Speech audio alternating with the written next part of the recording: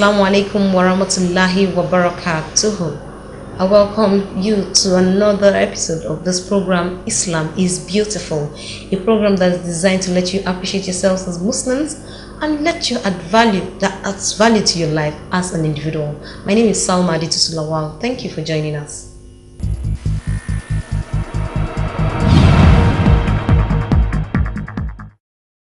Fortunate is he. This program is sponsored by Malam Yusuf Olaolu Ali San in memory of his late wife Ajia Fauzia Kehinde Lola Ali. May Allah subhanahu wa ta'ala grant her al-Jannah Firdaus. Ameen. Alhamdulillah Rabbil Alameen. Every day in the life of a Muslim is a day to be appreciated. There are hindrances every day. There are limitations. There are things that make us think that, are we really here for what we are doing? Now, there's something called Ruqyah in Islam, Islamic prayer. On the program today, we shall be enlightening you on Ruqyah, Islamic prayer. To do this chit-chatting with me, I have Sister Medina. Assalamu alaikum wa rahmatullahi wa barakatuh. Sister Sakina. Assalamu alaikum wa rahmatullahi wa barakatuh. And Sister Miriam. Assalamu alaikum wa rahmatullahi wa barakatuh. Alhamdulillah Rabbil Alameen. First, Alhamdulillah that I am a Muslim, and I believe you have said yours too. And Alhamdulillah, I am here on this program, Islam is Beautiful, to add value to the knowledge that I have. Now, my sisters, Ruqyah, we hear it every time, Ruqyah, Ruqyah. When we say Ruqyah, what does it mean, Sister Sakina? MashaAllah, Ruqyah is a form of spiritual healing. Okay. Ruqyah is used to sanctify an environment, or sanctify your children or your family. So just like a way of seeking for spiritual protection against the evil eye. Oh, okay. There is something called the evil. Yes, mashallah, because Almighty Allah revealed Surah Al-Falaq and Surah Al-Nas, where Surah Al-Falaq is to protect you against the jinn and mankind, the evils of the jinn and mankind, and Surah Al-Nas. And he also recommends that we read it as often as possible. MashaAllah. Sister Medina, can you tell us what the evil eye is? When we say the evil eye. Well, I will, as she has said, Surah Al-Falaq. If we go through the meaning of that surah, it is in the surah we are seeking protection with Almighty Allah from the evil of what He has created. Okay.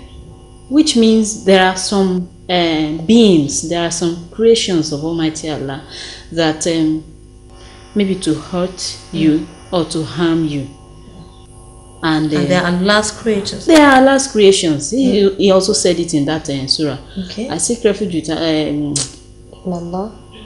Allah from the evil of what He has created. Min sharri ma khalaqa. And from the evil of those who blow into the knots to undo them. This surah is actually telling us that there are some people that they are out to harm others, whether you have offended them or not.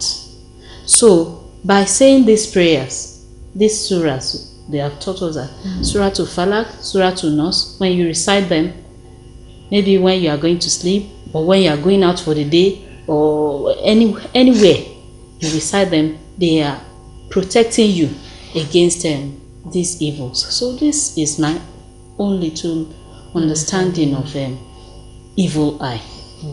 Yes. Now, as Muslims, are we supposed to believe that the evil eye can harm us? MashaAllah. As a Muslim that has a strong faith in Almighty Allah, we should always believe that no evil eye can harm us as long as we are faithful to our God and we seek protection. That's why Allah has recommended, the Holy Prophet recommended, that we should always seek protection of Allah. As He rightly said, Surah Al-Falaq, say, I seek refuge in Allah. Even A'udhu Billahi Minash Shaitanir Rajim is a form of Ruqyah. It's a form of Ruqyah. Yeah, I seek refuge in Allah from Satan, the accursed. And that is why every morning when you want to leave your house as a Muslim, there are prayers that the Holy Prophet recommends to protect your children. And we as Muslim mothers particularly have to teach our children this prayer. A'udhu bi kalimatillahi tammat min sharri ma khalaq.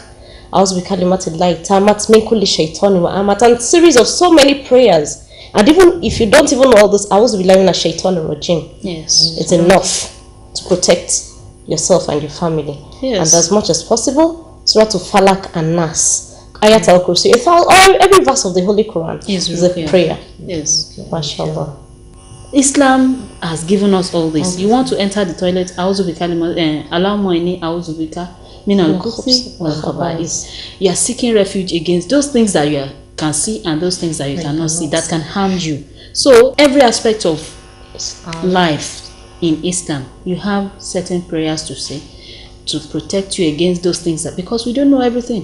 Exactly. As we are sitting down here, there are some metaphysical beings, even organisms that we don't know that might harm us. It is only Almighty Allah that has the power to protect us against all these things. So, as she has said before, A'udhu Billahi Minash Shaitanir Rajim is on its own a prayer. It depends on what you believe in. I've had situation of people that they said that person was very sick. He has said all kinds of prayer and this and this and that. The ailment was just not going. So he now called someone, and the person now said, are you going to allow me to say the prayer that I want to say? Okay, say the prayer. The person said the prayer, and that person was healed. What prayer did you say? He said, I only said Surah Al-Ikhlas, and that was it. What you believe in is what will work for you. If you read the whole of the Holy Quran and you don't believe that it's going to work, then forget about it. So the Holy Quran, no matter how small the verse is, there is a verse in the Holy Quran that says, if the Holy Quran were to be revealed on the mountain, that mountain is going to crumble, and that mountain should be seen. Our problems in life should be seen as mountains. No matter how small the verse of the Holy Quran that you put on it, it has to crumble. Once you have that belief, you have that faith in the Holy Quran and in your God, that is going to happen. So the belief in those prayers is the most important. Now, are there conditions to Ruqyah prayers, Sister Miriam? Well, as Muslims, we are to give cognizance to all the creations of Allah, which includes things we can't see. We have to acknowledge that they exist, which is why it is difficult for doctors to accept the fact that they are spiritual beings. So, because there are some ailments that happen to us at times that go beyond medicine. Now, a philosopher once said that if you look at something long enough, maybe a mountain, that mountain will move. That shows that your mind, once you set your mind on something, total attention, that thing will happen. Now, it's the same thing with Ruqyah. First of all, you have to believe that God will do it. It is not that prayer that you recite in itself, but the faith that you have in God that this thing will happen, then it will happen. Now, Surah Al-Fatiha is a very strong Ruqyah because it summarizes the whole Quran. You've heard of cases where they ask you that, okay, you are sick, recite Surah Al-Fatiha and maybe into a cup of water or something, and then drink that water.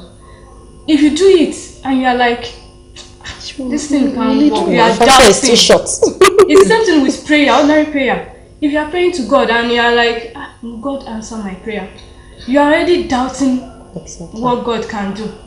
You understand? But you have to believe.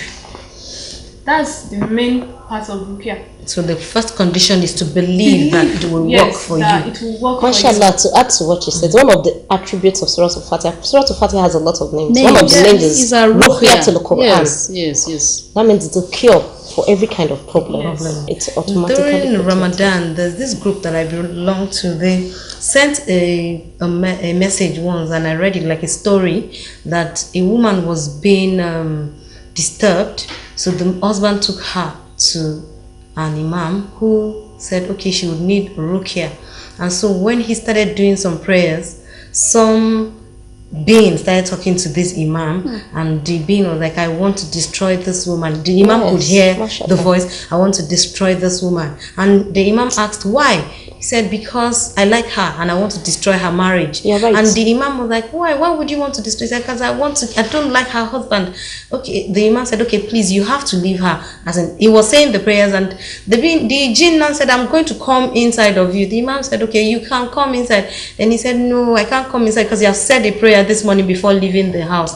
And what was the prayer that he said? The prayer that my sister just recommended, that you just recommended, that whenever you're leaving your home, you should, as much as possible, recite all these prayers so that they can serve as protection for us throughout because the day. Sometimes every step you take, you might have crushed an animal, an insect, Anything. and only God knows what kind of being it could be. Now that is why it is recommended by the Holy Prophet that every step you take, try as much as possible to engage your mind in azkar, remembrance of Almighty Allah. Because if you do this, it has already shielded you against, if Allah could just unveil our eyes to see the evils He protects us from every day.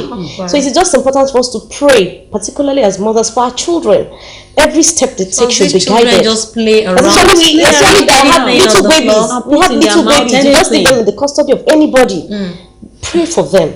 Try as much as possible. If you want to occupy a new house, you have to pray in that house, because there is no land. Somebody was saying there is no land that is a virgin land. No. But the land must have been occupied. It might have been a generation of it might have been 1,000 years ago. It has been a cemetery at the point. Exactly. And it could have even been a shrine. Yes. So only God knows what could have been, and only God knows what kind of spirits could have existed on that land. So it is important for you to pray. Pray on anything. Anything at all. Even a new clothes. Allah has recommended, the only people recommended, you want to put on a new clothes, there's a prayer. Allah malak alhamdu. There is a prayer for every bit of everything in Islam. Again, through the toilet, there's a prayer. Eating, there's a prayer. As you wake up in the morning and you step your foot on the floor, so it is important for us to train our children. Islam is indeed beautiful. Really beautiful. I believe also that if we are able to do all of these things, really life will be interesting for a Muslim, because you hardly have anything that's going to bother you. You hardly have anything that's going to be some sort of confusion or create some sort of doubt in your heart. Because really, you do all these prayers, you wake up in the morning, you start with prayers, you end your day with prayers, and everything is through the day with Allah has promised us one thing, and it is that you will not pray, then He must always accept our prayers. So if we really do this prayer as well, the problem is we do not just think that we have enough time for Allah subhanahu wa ta'ala, because if we do not have time to pray as we should do, then that means we do not have time for Allah, and the only reason we are here is to worship Allah. If you are doing Ruqyah and you are not following what God wants, God is not he's not duty bound to accept you or to answer your prayer. Yes. So definitely, you that you are performing the Ruqyah, you must be such that you respect God, you love Him, you believe in Him. Okay. When you want to perform your Ruqyah, it's like you are doing a transaction with God.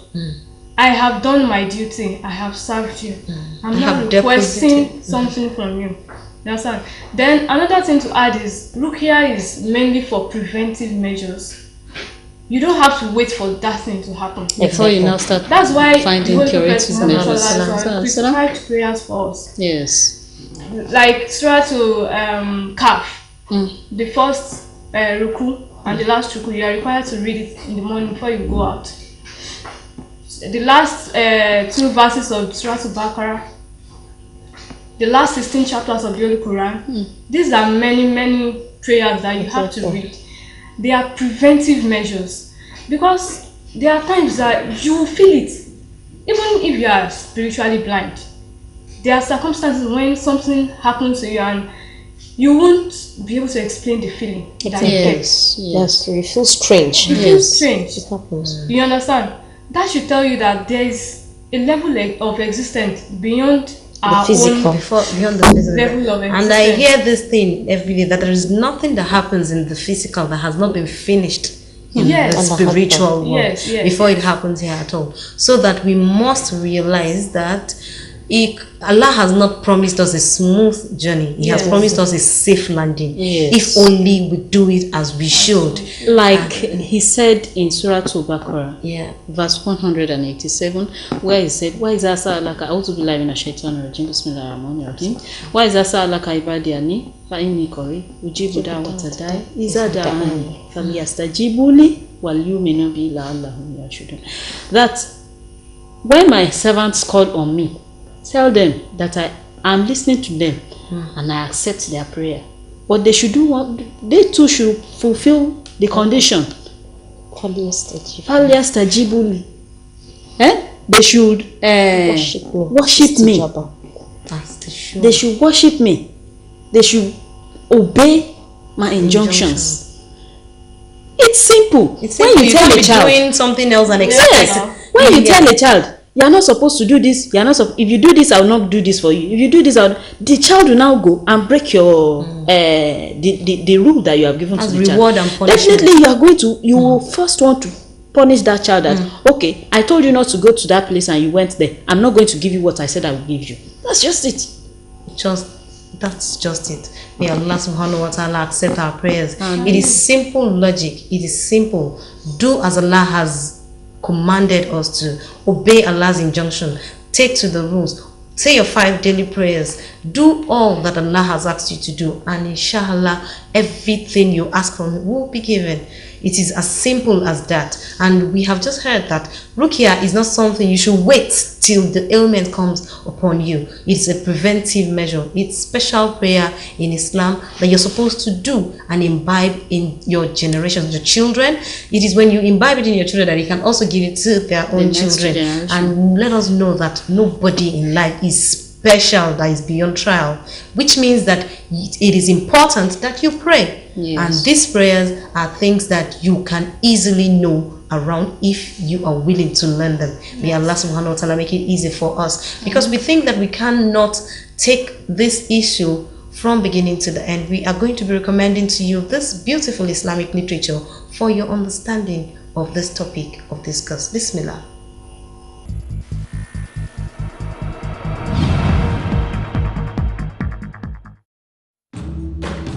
Throughout the history of mankind, man has been searching for cures for his many ailments. That is why we are privileged to present to you today on our Read a Book segment this book titled Healing with the Medicine of the Prophet, written by Sheikh Al-Qayyim Al-Jawziyah in order to provide readers with the information, knowledge and wisdom in dealing with the numerous ailments that afflict us. No doubt, many of our modern ailments are brought about by a libertine lifestyle coupled with a lack of faith and weakness of belief in our Creator. According to this book, the medicine of the Prophet is not restricted to spiritual healing alone. In fact, it balances the healing of the soul and the physical body in order to prepare man for a better life in the hereafter. Pick this book today, read, internalize and add value to your life. Remember, readers are leaders.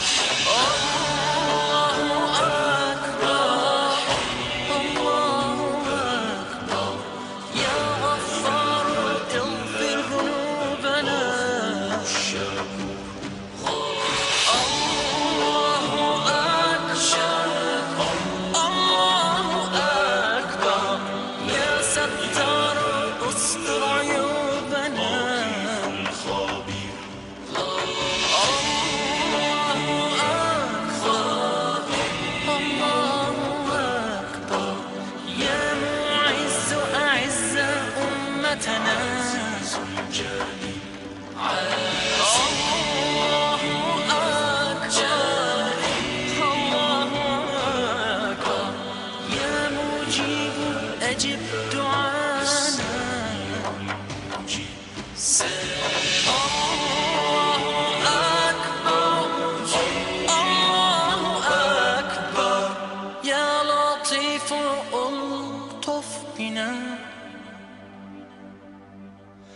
يا لطيف ألطف بنا يا لطيف ألطف بنا ألطف بنا.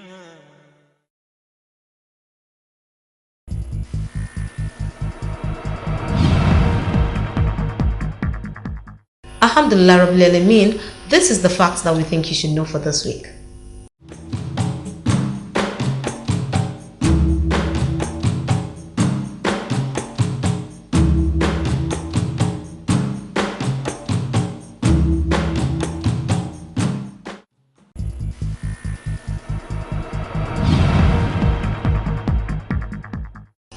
Alhamdulillahi Rabbil Alameen. Now our question for the week.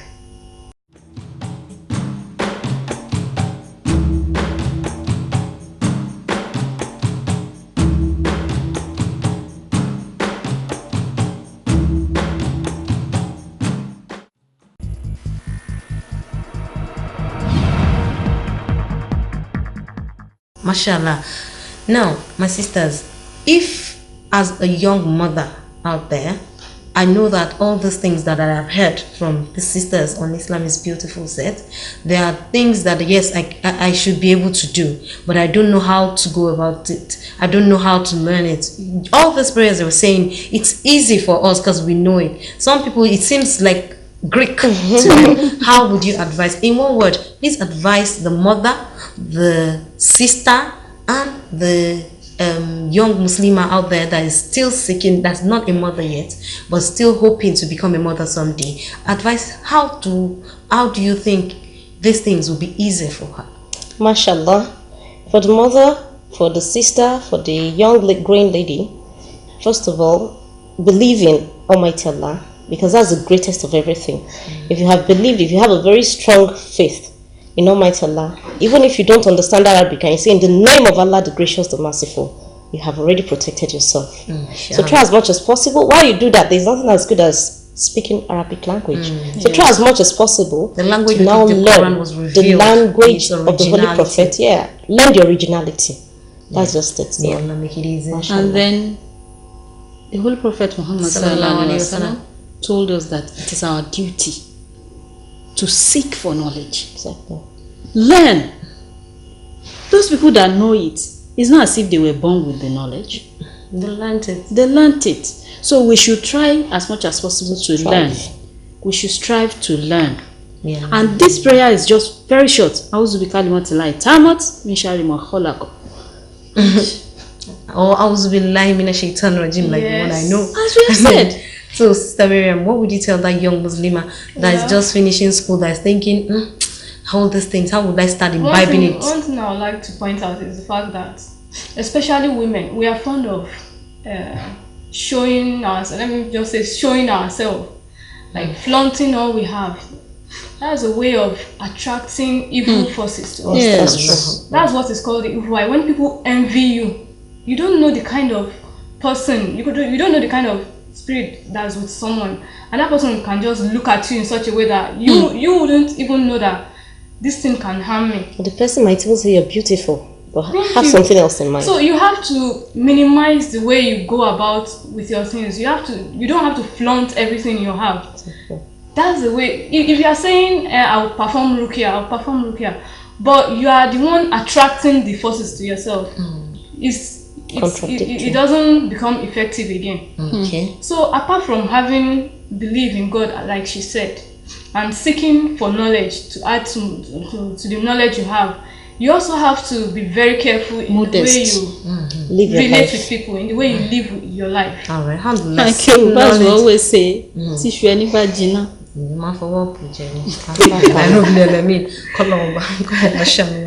Allah subhanahu wa ta'ala make it easy for us. And I also believe that if we can take to this, seek knowledge, be modest, and try as much as possible to know that Allah is Allah. It is the only one who can do it. You can't seek help from anybody. You can't just relate your problems to man that Allah subhanahu wa ta'ala has created. Yes. Only Allah can do. As long as you know that you would want to learn. Because if you do not know him, you won't know how to serve him. May Allah subhanahu wa ta'ala make it easy for us. We believe we have been able to add value to your life. Do join us again next week for another enlightening episode on this program. But in the meantime, I always say, do not tell people that you are a Muslim. Show them that you are a Muslim. Ruqyah is what we have discussed today. From this moment, start saying your prayers as you should, and may Allah subhanahu wa ta'ala accept all our prayers. I mean, we say thank you to everyone who has made this program possible today, and we say thank you to you for watching. Do join us again next week. For my sisters and I here, we say Assalamu alaikum wa rahmatullahi wa barakatuh. Fortunate is he. This program is sponsored by Malam Yusuf Olaolu Ali San in memory of his late wife Ajia Fauzia Kehinde Lola Ali. May Allah subhanahu wa ta'ala grant her Al-Jannah Firdaus. Ameen.